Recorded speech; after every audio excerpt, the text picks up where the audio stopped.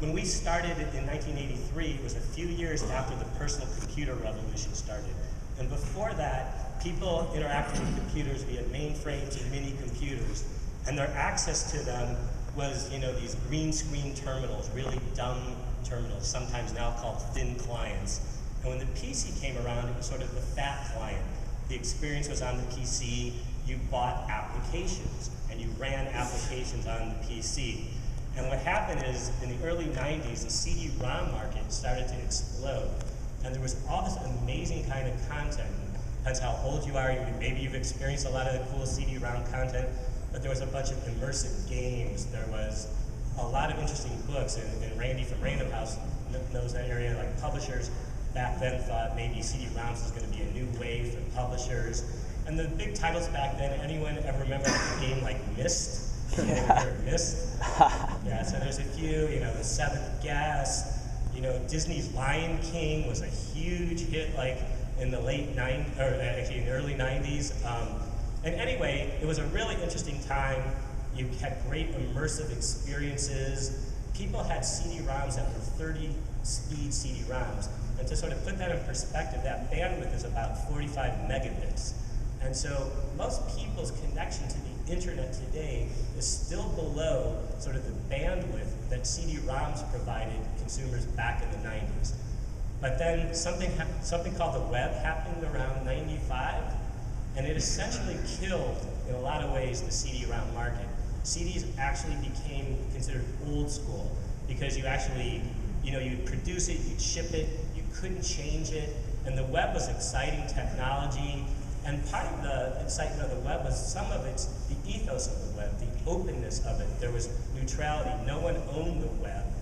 Anyone could put content on the web. And it was just people's interest in getting information quickly, like, far outpaced their desire in a way to get sort of immersive experiences. And so what happened is CD-ROMs just went away, and a lot of people really didn't care. And a sort of funny story is, like I said, I had my interactive agency since '83, but when the web came out, half my company didn't want to work on the web. They thought the web was like disgustingly bad because they were used to creating these full screen immersive experiences, and the web was like a bunch of text and links. But you know what happened. We should have just dove into it immediately, but we still were able to sort of catch up. But, so, like I said, a lot of the immersive experiences just people didn't pay that much attention to. Obviously, you could build things in Flash as years went by, but really, nothing really changed. And then, about almost 2 years, to the date, Apple, released the iPad. And, to me, what was really amazing about that was, you could go back to '94 and look at the top 100 selling CD-ROM titles. And all those same kind of titles started to come out on an iPad. These, immersive storybooks, all sorts of interesting games. And to me, it was just really fascinating how we went from sort of the mainframe, sort of, thin client to the PC fat client, to the web where the PC was really more of a thin client. And now sort of the iPad sort of bringing back sort of the fat client again, where a lot of the application plays, on the tablet. Now, obviously, the tablets are different. There's way more connectivity to the web. But, to date now, Apple has sold about 55 million iPads. There's about 100 million tablets out there. I think Apple alone says they have about 200,000 iPad apps. So it's really sort of this amazing market. And in fact, what started as sort of maybe a tablet for a certain kind of content, you'll hear from the panel, is sort of expanding and sort of maybe guiding us into sort of this post-PC era.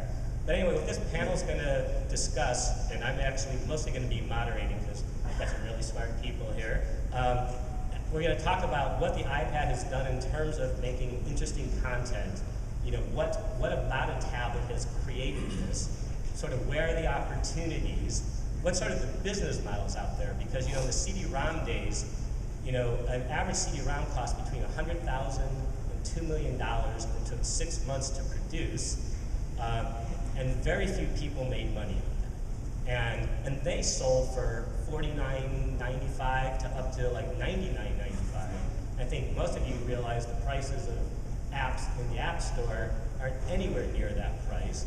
I don't really think the cost to produce some of these things has gone down significantly. So I think that's sort of an interesting, discussion, as well as we'll sort of talk about maybe the future. So with that, I want to introduce the panel, and I'll start with Brian Burke, and I'm going to read his exciting bio. So Brian is president of Smashing Ideas, and that's a digital innovation studio that has created multi-screen experiences for over 16 years for top brands such as Disney, NIC, Mattel, Sony, GE, Panasonic, and others. Since the launch of the iPhone, Smashing has created over 30 apps, with several hitting the top 10 to top 50 lists. Its e-publishing efforts are at the forefront of the digital transition for the publishing industry, working in close collaboration with its main partner and parent, Random House, who you'll meet momentarily, to bring its titles to life. He's a huge music fan, drummer, and guitarist, and he's bummed that he'll miss the rock and roll mayhem at the music side of the festival. Brian. And to Brian's left is Randi Rosenkranz. She's Vice President of Digital Development at Random House. It was really great to get a sort of a publisher's perspective. And she oversees mobile application development for all of Random House's publishing divisions. Prior to her time at Random House, Randi led multidisciplinary teams in the creation of enterprise content management systems, portals, websites, and mobile applications for various media and entertainment companies, including Scripps, which is the Food Network, HGTV, DIY, the New York Times, the New Republic, Paramount Digital, and so forth. Randi also spent 8 years in various sales and business development roles with major book publishers, including Random House and Simon & Schuster, before jumping into the technology world. The other notable thing about Randi is she got a degree from the University of Michigan in Ann Arbor. Good Ann Arbor plug, yes.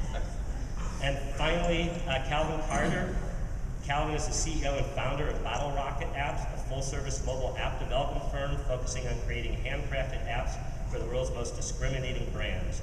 Since its founding in early 2008, Bottle Rocket has completed more than 60 iPhone, iPad, and Android apps for leading brands such as NPR, PBS, Disney, ESPN, TBS, and many others.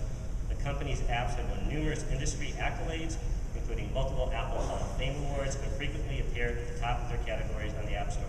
Calvin and Bottle Rocket work their magic from the company's offices in Dallas, Texas. Good morning, everybody. So with that,